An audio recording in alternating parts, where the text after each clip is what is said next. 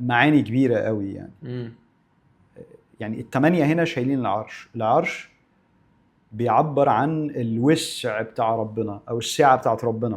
والسعة بتاعت ربنا مذكورة في القرآن بالرحمة بتاعت ربنا. يس. يعني هو الرحمة بتاعت ربنا هي اللي بتسع، ورحمتي وسعت كل كل شيء. شيء. فاهم ازاي؟ يعني ربنا بيقول كده عن الرحمة بتاعته ان هي بتتسع لكل شيء. العرش بيتسع كل شيء. يعني فكرك فيه الآية طبعا اللي هي في سورة البقرة، آية الكرسي اللي كل الناس عارفاها، اللي هي في آخرها خالص وسع كرسيه السماوات والأرض. وسع كرسيه السماوات والأرض. يعني إيه؟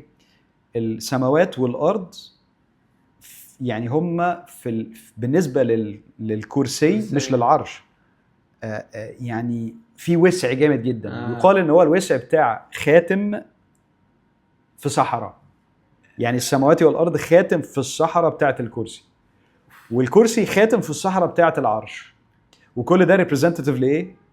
للرحمه بتاعه ربنا. فشوف المعنى اللي هو عايز يذكرك بيه. التذكره هنا يعني تذكره لطيفه وكلها ذوق وكلها يعني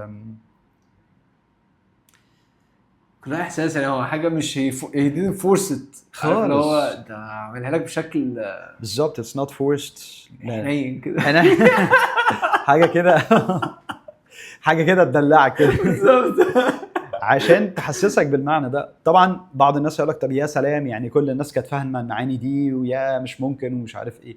لا، المقصود هنا بيها subconscious، حاجه بشكل باطني او بشكل يعني بلا وعي.